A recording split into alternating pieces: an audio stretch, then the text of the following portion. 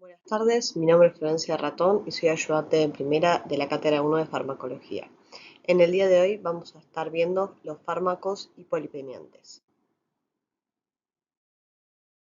La dislipemia representa actualmente una de las principales causas para el desarrollo de enfermedades, tanto cardiovasculares como cerebrovasculares. Y justamente estas enfermedades cardiovasculares son la principal causa de muerte en adultos de países desarrollados. Por esta causa es que los hipolipemiantes, que vamos a ver el día de hoy, son un grupo de fármacos claves para prevenir estas enfermedades cardiovasculares y disminuir el riesgo cardiovascular. Cuando se comenzó a buscar un fármaco que pudiera servir para el tratamiento de las dislipemias, se buscó las características que debían tener un hipolipemiante para ser ideal. Y estas eran disminuir los valores de colesterol total y LDL, disminuir los valores de triacilglicéridos, elevar o no disminuir los valores de HDL, tener buen perfil farmacológico, tener buen perfil de efectos adversos para evitar el abandono por parte de los pacientes y por último tener evidencia de reducción de eventos cardiovasculares. Vamos a ver que los hipolipemiantes que veremos en la clase de hoy no tienen todas estas características, pero sí algunas más importantes que otras y vamos a ver que gracias a eso es que elegimos a unos por sobre otros a la hora de buscar nuestro hipolipemiante que se acerque más a lo ideal. A los hipolipemiantes los vamos a clasificar según el grupo de lipoproteínas en las que actúan. Por un lado, aquellos que disminuyen al LDL y por otro lado, los que disminuyen los triacilglicéridos. Dentro de los que disminuyen los LDL vamos a tener a las estatinas, a las resinas de intercambio y al ezetimibe. Dentro de aquellos que disminuyen los triacilglicéridos tenemos a los fibratos y al ácido nicotínico o niacina. Vamos a ir desarrollando todos estos grupos de fármacos uno por uno, viendo sus características, ¿sí? Y cuáles son los mecanismos de acción y de qué forma van a disminuir al LDL y a los triacilglicéridos. Bien, en primer lugar tenemos a las estatinas. Este grupo de fármacos va a actuar en la síntesis del colesterol, específicamente en un paso limitante, que es el paso del hidroximetilglutaril coenzima A ácido mevalónico, mediado por la hidroximetilglutaril coenzima A reductasa. Esta enzima se ve inhibida, ¿sí?, de forma competitiva por las estatinas y por ende va a terminar generando una disminución de la síntesis de colesterol. Esto a su vez lleva a la disminución del colesterol hepático, al aumento de la producción de los receptores de LDL y al upregulation de estos receptores y un aumento de lo que es la eliminación o depuración de los valores de LDL plasmáticos, ¿sí? Finalmente, como acciones farmacológicas, vamos a tener una disminución del colesterol total, una disminución principalmente del LDL, que es dosis dependiente, ¿sí? Un aumento del HDL de un 5 a un 10% aproximadamente, una disminución de los triacilglicéridos cuando su concentración es mayor a 250 miligramos por decilitro. Es decir, si tenemos unos triacilglicéridos más bajos de eso, no se ven prácticamente modificaciones en sus valores. Como dijimos, la disminución del LDL se da de forma dosis dependiente, siguiendo lo que se denomina la regla del 6, en donde al multiplicar la dosis de la estatina solamente se logra una reducción adicional del 6% del LDL. Además de esas acciones, las estatinas tienen los denominados efectos pleiotrópicos. Estas acciones pleiotrópicas son acciones independientes de los cambios en los niveles de LDL y van a ser, por un lado, una acción antioxidante, disminuyendo el estrés oxidativo, una acción antiinflamatoria que va a disminuir la PCR, la infiltración y la expulsión de citocinas proinflamatorias, un efecto antitrombótico que va a disminuir la agregación plaquetaria, Un efecto estabilizador de placa que constituye en disminuir las moléculas de adhesión de la oxidación de LDL, la acumulación del LDL oxidado y de macrófagos en la pared vascular, disminuyendo la activación de estos macrófagos y la liberación de metaloproteinasas que degradan la cubierta fibrosa de la placa. Esto quiere decir que disminuye la activación y la acumulación de estos macrófagos que se llaman espumosos, que lo que hacen es acumular lípidos, ¿sí? Y que forman parte de la placa trombótica. Esto es muy importante porque todos estos efectos hacen que la placa de ateroma que tiene nuestro paciente no solo evite su crecimiento, sino que también se mantenga de forma estable, disminuyendo las probabilidades de generar émbolos a través de esta placa. Además, todos estos efectos van a favorecer a la reducción de los efectos cardiovasculares, ¿sí?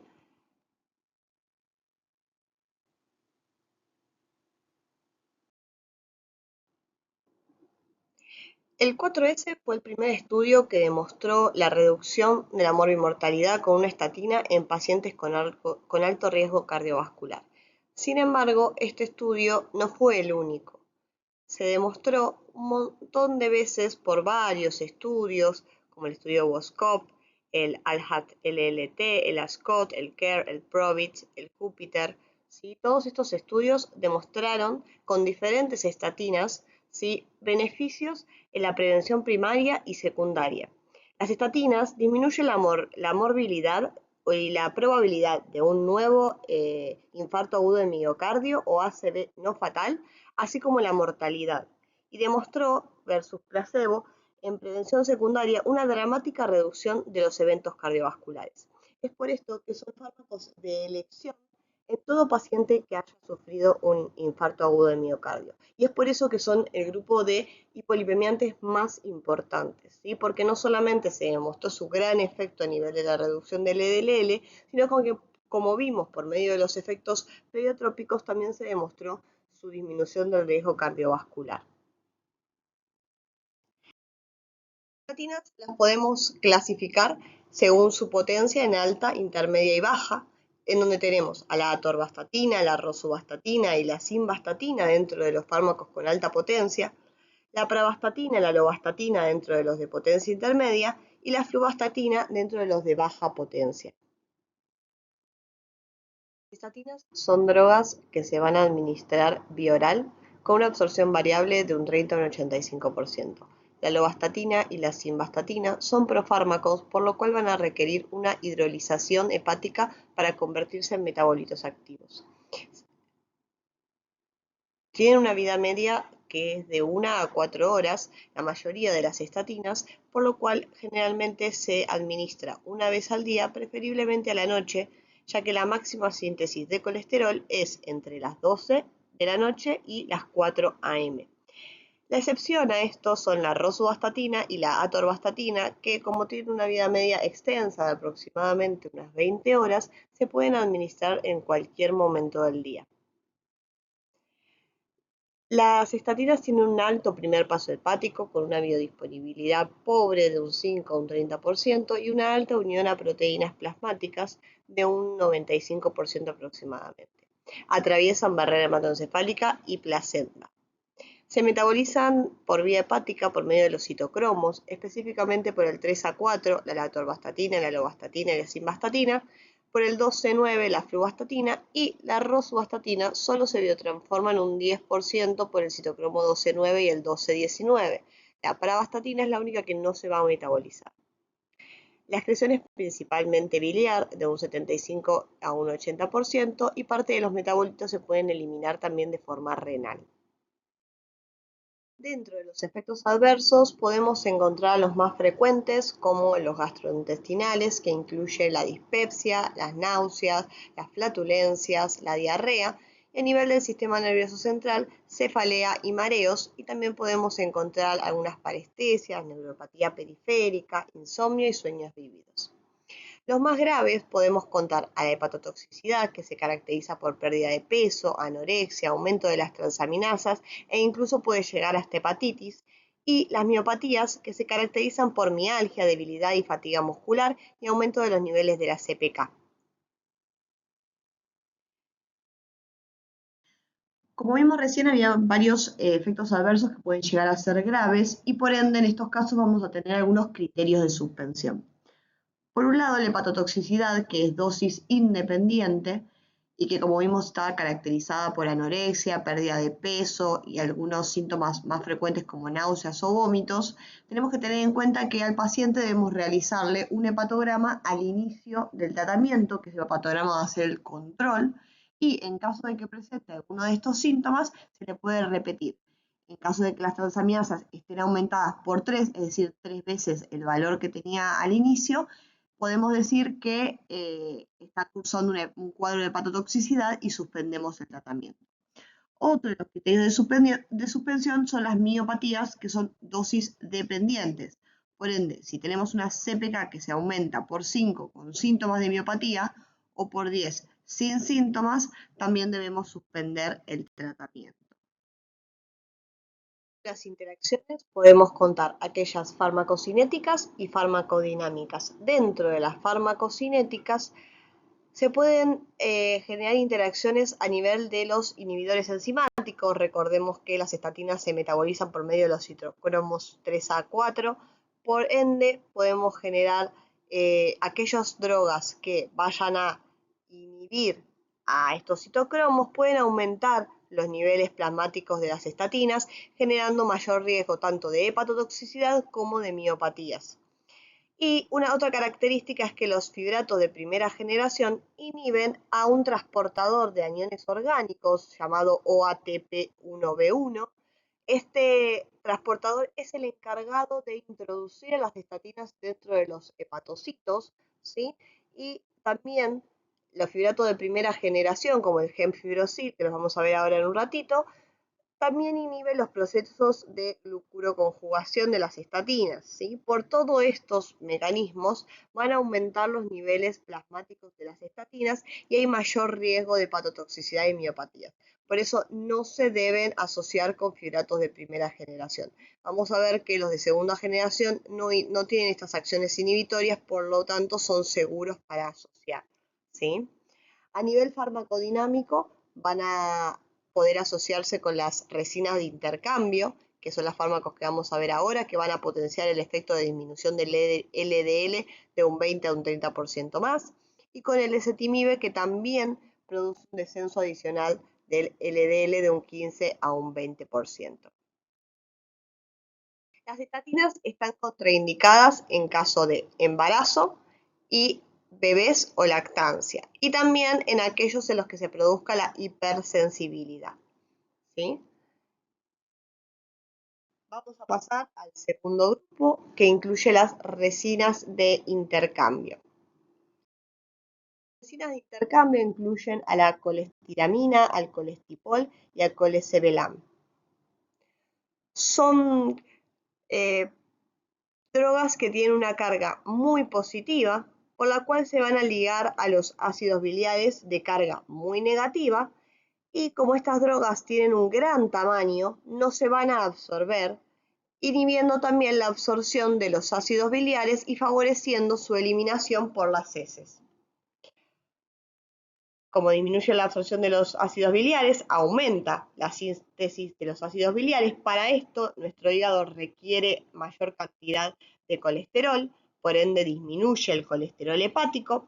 Esto genera un aumento de la producción de los receptores de LDL y su upregulation, y esto produce un aumento en la eliminación o depuración de LDL. Lo único que tiene en contra este grupo de fármacos es que no solamente aumentan la producción de los receptores de LDL, sino que también aumentan la síntesis hepática de colesterol. Entonces vamos a ver dentro de un ratito que se pueden asociar, ¿sí?, con las estatinas, porque justamente ellas, al inhibir la síntesis del colesterol, se potencian muchísimo los efectos. Las resinas se van a administrar vía oral. La colestiramina y el colestipol vienen en un polvo que se mezcla con agua y genera como una pasta grumosa. El colestipol también viene en comprimidos y el colesevelam viene en una cápsula dura que se puede absorber con agua y que tiene un poquito menos de efectos adversos irritativos. Estas drogas, como dijimos antes, no se absorben porque tienen un gran tamaño y se van a eliminar obviamente por las heces. Como no se absorben, sus efectos adversos van a ser principalmente gastrointestinales. Van a tener un mal sabor, una consistencia pastosa que puede, digamos, disminuir su adherencia al tratamiento. Y también van a generar otros efectos como timpanismo, náuseas, dolor abdominal y estreñimiento.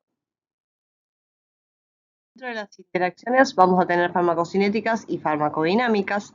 A nivel farmacocinético van a disminuir la absorción de varios fármacos, entre ellos la furosemida, el propanolol, la levotiroxina, la digoxina y la warfarina. Para evitar las interacciones, estas drogas se deben administrar 1 hora antes que las resinas o de 3 a 4 horas después de las resinas, ¿sí? A nivel farmacodinámico, como ya dijimos anteriormente, con las estatinas potencian un efecto, aumentando la depuración del LDL entre un 20 y un 30% más. Están indicados principalmente en mujeres embarazadas y en niños, porque como no se absorben, son ideales ya que obviamente no van a afectar al bebé en las mujeres embarazadas y tampoco van a afectar a los niños ni van a generar efectos adversos de importancia. Obviamente que su indicación a veces se ve comprometida por lo que dijimos antes, el mal sabor, el gusto pastoso, que hace que los nenes no lo quieran tomar. Está contraindicado en los pacientes con hipertrigliceridemia porque se demostró que pueden verse afectados estos valores y pueden aumentar los triglicéridos bastante, sobre todo en aquellos pacientes que ya tienen los triglicéridos aumentados. Obviamente que estén contraindicados también en la hipersensibilidad. Bien, llegamos al tercero de los fármacos que se encargan de la disminución del LDL y ese es el ezetimibe. Este fármaco va a inhibir a la proteína de transporte NPC1L1, una proteína específica del transporte del colesterol en los enterocitos. De esta forma va a disminuir la absorción intestinal de colesterol, a disminuir los kilomicrones residuales que son muy aterógenos y a generar un upregulation de receptores de LDL, aumentando de esta forma la depuración plasmática del LDL. Por ende, como droga única disminuyen de un 15 a un 20% los valores de LDL y en combinación con estatinas que ya vienen en un solo comprimido, en asociaciones fijas, ya vienen asociadas con alguna de las estatinas, disminuyen hasta un 60% los valores de LDL. Obviamente que la disminución de la absorción va a generar aumento de la síntesis del colesterol a nivel hepático y por este motivo es que se asocian con las estatinas, ¿sí? Se van a administrar por vía oral, como dijimos, van a tener una alta absorción, una unión a proteínas plasmáticas de un 90% y se van a metabolizar con ácido glucurónico en el epitelio intestinal y en el hígado con un alto circuito enterohepático. Se van a eliminar principalmente por heces y algunos metabolitos se pueden eliminar por vía urinaria. Dentro de los efectos adversos podemos nombrar principalmente los gastrointestinales como la diarrea y el dolor abdominal. También se puede contar la cefalea. Están contraindicados por ser categoría C en embarazadas y en niños. Las interacciones farmacocinéticas incluyen a las resinas de intercambio que inhiben a la absorción del ezetimibe, por ende no deben darse juntos. Y como dijimos antes, con las estatinas se potencia el efecto de disminución del LDL un 15 a un 20% más. De hecho, el estudio IMPROVIT se demostró que agregando el ezetimibe a una estatina en individuos luego de un síndrome coronario agudo se reduce aún más el riesgo cardiovascular. Fibratos. Este es el primero de los fármacos que vamos a ver que se encargan de disminuir principalmente los triacilglicéridos. Los fibratos se dividen en dos generaciones, por un lado el gemfibrosil, el clofibrato y el bezafibrato, y por otro lado el fenofibrato y el ciprofibrato, que son los que se usan un poquito más hoy en día. Su mecanismo de acción depende de la activación de los receptores activadores de proliferador de peroxisomas alfa o PIPAR alfa en el hígado y en el tejido adiposo. Y a través de la activación de estos receptores es que van a generar todas estas acciones. Por un lado, van a aumentar la síntesis de la lipoproteína lipasa, lo que va a generar en la disminución de los triglicéridos, de las VLDL y los kilomicrones. Van a disminuir la síntesis de la ApoC3, inhibiendo la hidrólisis de los triglicéridos. Van a aumentar la beta-oxidación, aumentando la expresión de los transportadores de ácidos grasos y su captación por los hepatocitos, y simultáneamente aumentando la actividad de la acetil-CoA sintetasa. Van a producir un aumento en la expresión de la ApoA1 y A2, aumentando los valores de HDL, y van a producir un aumento de la excreción biliar de colesterol. A su vez, van a tener un leve efecto sobre también los receptores activadores de proliferadores de peroxisomas gamma o PIPAR gamma, generando un efecto reductor de la resistencia a la insulina. Como consecuencia, van a tener una disminución de los triacilglicéridos de hasta un 50% y de la VLDL, una disminución, o mejor dicho, no modificación de las LDL generalmente, y un aumento del HDL de hasta un 15%. Los fibratos se administran por vía oral, con una mejor absorción cuando se administran con las comidas, hasta un 90%. Tienen alta unión a proteínas plasmáticas y se van a acumular en diferentes órganos como el hígado, el riñón y el intestino. Van a atravesar tanto barrera hematoencefálica como placenta, sobre todo el gen fibrosil. Tienen un metabolismo hepático por medio de la conjugación con ácido glucurónico y se van a eliminar como metabolitos conjugados por vía urinaria principalmente y en pequeñas cantidades por heces. Bastantes efectos adversos, entre los que se incluyen las náuseas, los vómitos, las diarreas, el dolor abdominal y las flatulencias como los más frecuentes, aumento de transaminasas, colelitiasis. También tiene muchos efectos adversos a nivel dérmico, como prurito, exantemas, urticaria, alopecia. Pueden generar anemias y leucopenias. Pueden también producir mialgias y aumento de la CPK, sobre todo los de la primera generación, y cefaleas, visión borrosa y fatiga. Van a interaccionar de forma farmacocinética con las estatinas, como vimos, por medio de los transportadores del OATP1B1 y los procesos de glucuroconjugación, y también van a aumentar la acción de los anticoagulantes orales por desplazarlo de la unión a proteínas plasmáticas. Bien, por último vamos a ver al ácido nicotínico o niacina. Esta droga pertenece al complejo B, es una vitamina de dicho complejo, la vitamina B3, que va a actuar a nivel del tejido adiposo, inhibiendo la lipólisis de los triglicéridos por medio de la lipasa hormona sensible. Va a disminuir el transporte de ácidos grasos al hígado y también va a inhibir la síntesis de triglicéridos por inhibición de la síntesis de ácidos grasos y su esterificación. Va a aumentar la degradación de la ApoB. Va a intensificar la acción de la lipoproteína lipasa, aumentando la eliminación de kilomicrones, triglicéridos y VLDL, y va a reducir la eliminación de la ApoA1, generando aumento de los valores de la HDL. Como acciones farmacológicas, va a generar una disminución predominante de los valores de triacilglicéridos de un 25 a un 30%, que es bastante, de la LDL de un 25%, y este es el fármaco que más aumenta el HDL, generando un aumento de unos 30 a un 40%. Es una droga que se administra por vía oral con muy buena absorción, recuerden que es una vitamina, tiene una vida media de 1 hora, por ende lo que tiene como negativo es que requiere varias dosis diarias. Se distribuye por casi todo el organismo y es captada en el hígado incluso a dosis normales. A nivel hepático se metaboliza a nicotinamida y ácido nicotinúrico y se elimina por vía urinaria por medio del ácido nicotinúrico.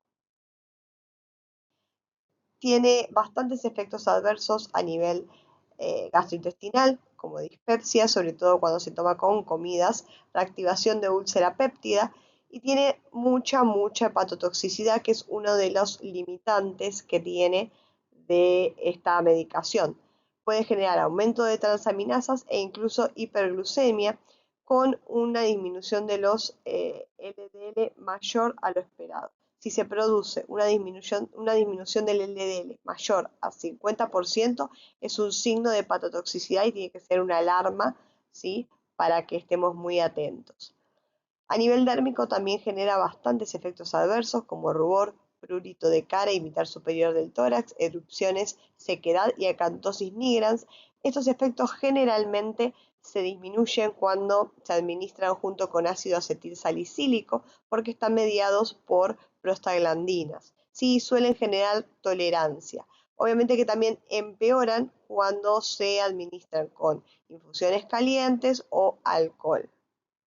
Por último, también pueden generar en algunos pacientes resistencia a la insulina, aumento de las concentraciones de ácido úrico. Están contraindicados en pacientes con úlcera péptida, con hepatopatías, con diabetes, con gota, con embarazo, lactancia y por último con hipersensibilidad, lo que limita bastante el tratamiento. Llegamos al final de la clase y a las conclusiones.